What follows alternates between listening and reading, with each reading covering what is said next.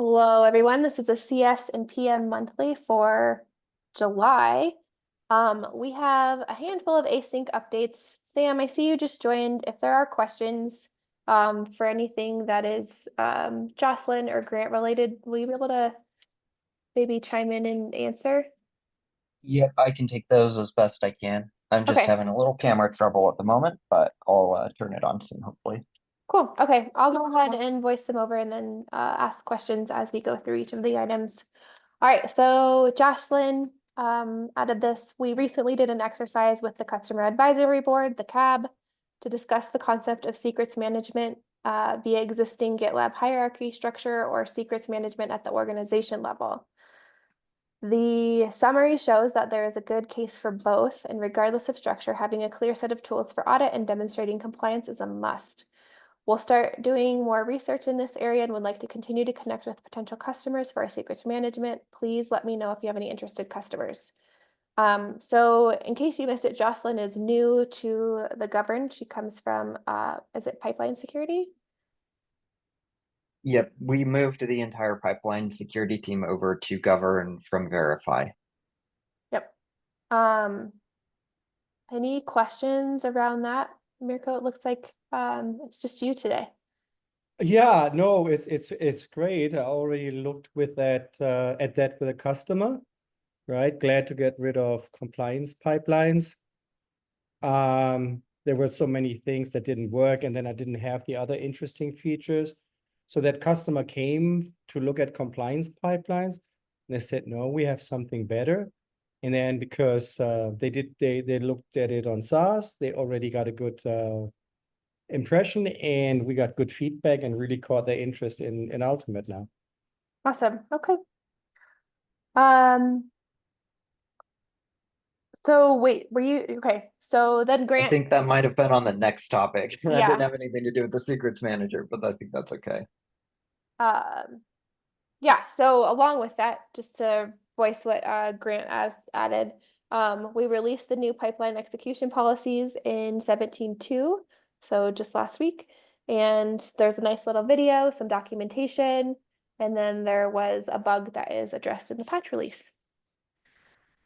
And then for scan execution policies, it is now possible to choose between default and latest templates for the scanners being enforced. And then also from policies coming up, they have a few improvements, scoping by group, which is one of a number of iterations that will improve usability, improve compatibility between security policies and security analyzers. We're exploring solutions in this area, but find this to be the primary reason MRs appear blocked unexpectedly. We plan to work on a better error handling between analyzers and policies and to allow for MR policies to be enforced only on findings generated from a policy. And then for pipeline execution policies, we'll also be making some iterative improvements to override jobs and projects if there are naming conflicts and prevent jobs with empty needs from starting before .pipeline policy pre-finishes. So a lot of great stuff coming from security policies. I also did post on what's happening in GitLab earlier today that over the last several months, I've been working with Michael Flangman, designer in Secure, and then Kai over in Create on the vision for what do security findings look like in the merge request and what are our eventual vision and goals for the merge request. We do want to give better visibility into security policies, and we also want to have a comprehensive experience for viewing and triaging vulnerabilities within the merge request. So there is a short 10-minute video if you want to take a closer look. We also have the GitLab issue, and if you wanted to jump into the actual prototype and play around with it, we also have that wired up. All right, security policies, merge request. I'm going to pause before I hand it over to Sarah. Any questions on basically B Um, through E? I have one. I think yeah, I don't know where it belongs to, but is there like a document or anything that explains how to move from compliance pipelines to security policies, especially the new policy? Grant and the team are working on creating a guide on that. It's not created yet, but customers have from now all the way until 18.0 to migrate over. So there's a little bit of time. They've been very focused on just getting the new thing out the door.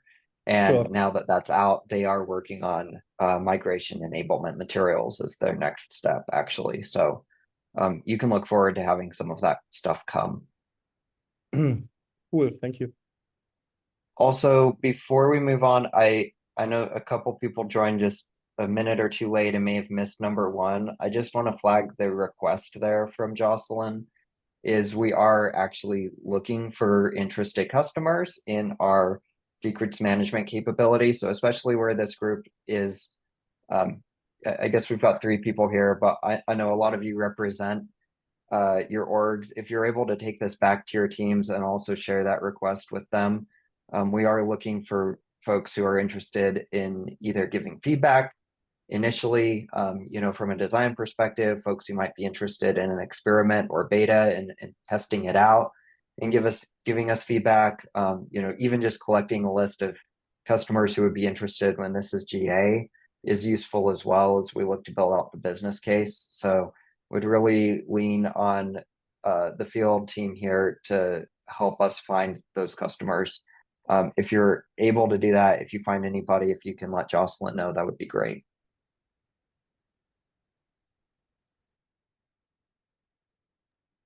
Awesome. Thanks for doubling back to that, Sam. Let's go ahead to F and Sarah, take it away. Sure, thanks, Alana. For secret detection in 17.2, we made secret push protection available in beta for self-managed customers, which previously it was only available for .com and dedicated customers. So we're expecting to get a lot more usage now that it's available to everybody. And we also released an enhancement that makes it easier to manage rules at scale. So previously there were a few limitations that made it hard to fully control rules beyond the project level. And now it's much easier. There's also quite a bit of documentation improvements we've added to make it easier to understand. And then for DAST, our AppSec team recently scanned GitLab without making any configuration changes to improve performance time. It took 10 hours, which might sound like a lot, but it's actually quite a win for us. Previously, we couldn't scan that without kind of doing it on a rule-by-rule basis. And so it reflects quite a few performance improvements the team had made. And we expect to be able to scan more complex websites that previously we couldn't scan. How many We've also guys find? Go ahead. What was that? How many vulnerabilities? How many did you guys find? They found fewer. The AppSec team indicated that previously they were I like think this is a inundated. public recording, this portion anyway, so maybe we'll pass on Okay. that one. Okay. Yeah, I was just going to say that they essentially found the findings a lot more applicable than they had in the past. So there were fewer false positives than there had been previously. They also the team added 3 new checks, one of which was related to the polyfill CDN takeover. So customers might find that relevant right now. And then we also made a couple of updates to existing checks to reduce false positives, and sitemaps are now scanned for better crawl coverage of sites.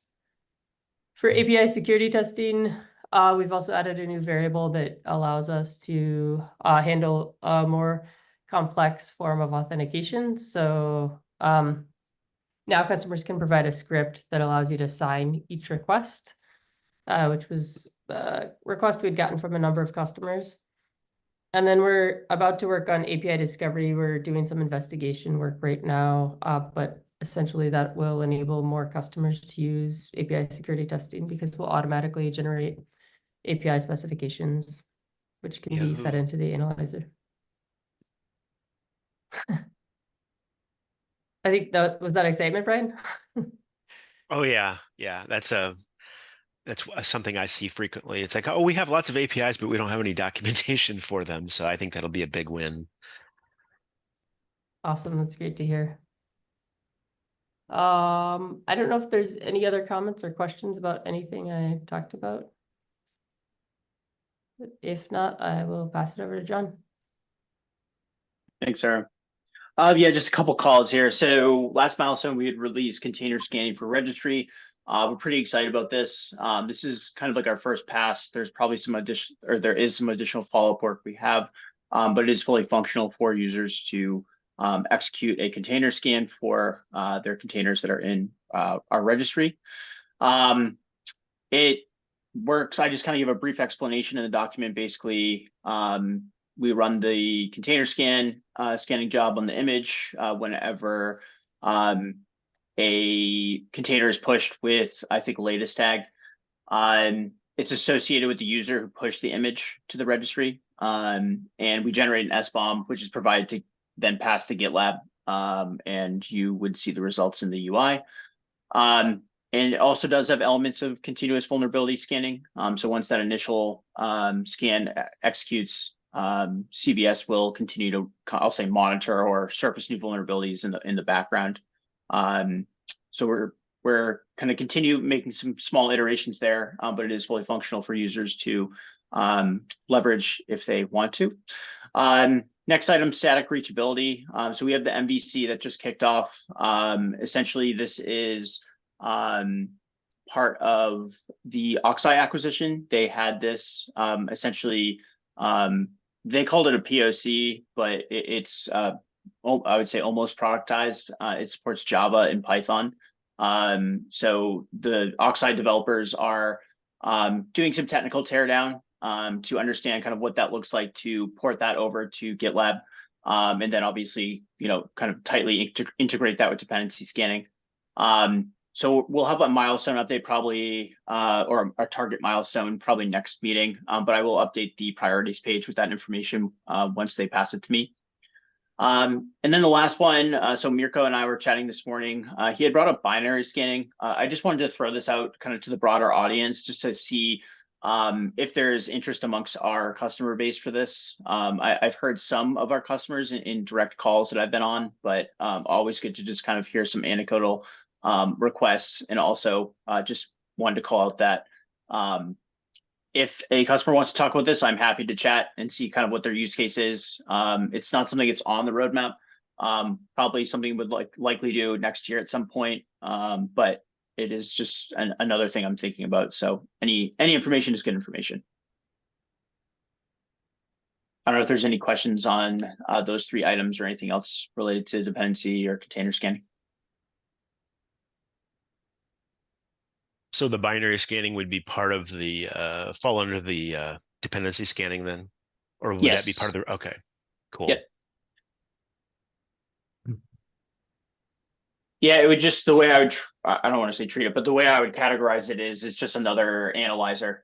So we'd have a binary analyzer and then our existing analyzer, which I think is how most of our competitors structure as well.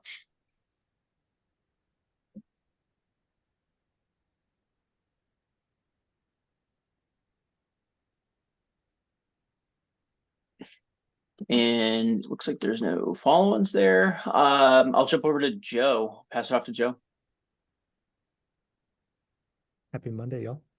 Update on the custom roles. The team is wrapping up the top requested owner maintainer permissions within this milestone. So if your customer has requests for any other permissions at those role levels, I think we're about 60 or 70% coverage at those 2 tiers. Feel free to submit their feedback on this issue. And then the team is also working on supporting mapping large sets of users to custom roles.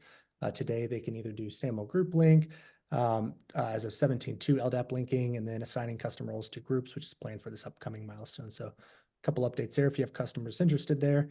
And then access insights. We don't do a really good job for access reviews for our customers. So the team is currently working on better visibility into roles and permissions that has parity between both self-managed and GitLab.com. This will again will help customers during their audit reviews to understand access of users between all groups and projects. And then looking into the future, the team is also looking into how to apply fine-grained permissions to tokens. So we're actually doing a bunch of work on creating these permissions, especially at the customer role. How can we apply this to other objects aside from just users, but also to tokens? So if you have any feedback or your customers are interested, feel free to reach out in the Slack channel. Any thoughts, questions before I pass it on to Hannah?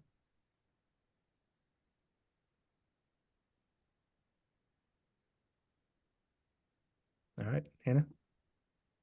All right. Hi, everyone. Some updates from authentication.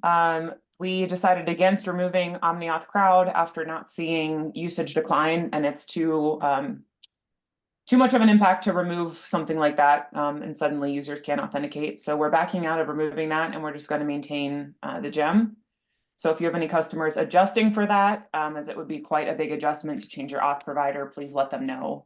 I would hate for someone to do all the work to adjust and then for them to notice that we said never mind. After what happened with tokens in May, my team is taking a significant investment in token management tooling. I linked to the Epic there, which is still very much being flushed out. But we're trying to create a core set of functionality between now and like the March timeframe. So people have, if they extended their token expiration 1 year from when token get-in happened in May, they are going to have some nice tools available to them so that it doesn't happen again. We have increased communication via email and banners. We're going to support all CRUD actions for personal, project, and group access tokens, both in the UI and the API. We're adding increased auditing so you know sort of when tokens were used and where. We're going to add visibility for group owners and administrators so they can tell what tokens are in my environment and which ones are about to expire soon. So I think that will be a nice feature set and hopefully something you can pass along to customers and let them know that we're actively working on this tooling. And speaking of tokens, we also have some secure token features that are going to live behind feature flags at first until we get customer feedback. One is called Depop, Demonstrated Proof of Possession. It's basically that when a token is issued and then attempted to be used, you have to verify that the person who created it is the person using it. So that will be a sort of a strict security control that will be optional because it does have impact for automation. There's a little bit heavier lift, but increased security there. And then the other one is granular token scopes. This is making me realize, Joe, that you and I should sync here. There's a UI component where you can define what scopes your token has. And we're looking for customers who would be interested in giving us feedback or trying this out. And I linked an issue there too, where you can drop their information. Any questions or feedback for me?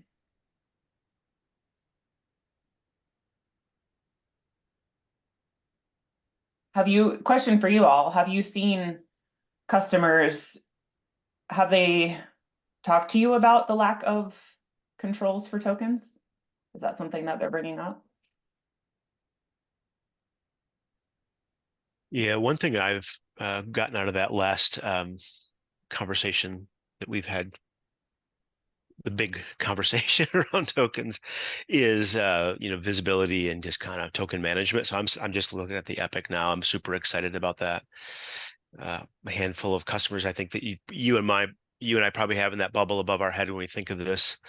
I think we'll be super excited about just the ability to, at a glance, see kind of what state of tokens, how many we have, where they are, what the condition, what the situation is. So I think this is great. I'm really excited about this. Thanks.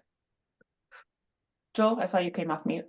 Yeah, I just want to plus one it. I mean, we're seeing some interest in this area. It's very specific things so far, but I mean, just in general, the awareness and the management keep coming up in casual conversations. It hasn't reached any criticality yet, but looking forward, it may. So I'm glad to see this underway. Great. All right. Anything else for me? All right, Alana, it looks like we're moving into section 2. Awesome. Let's I'll go ahead and stop the recording.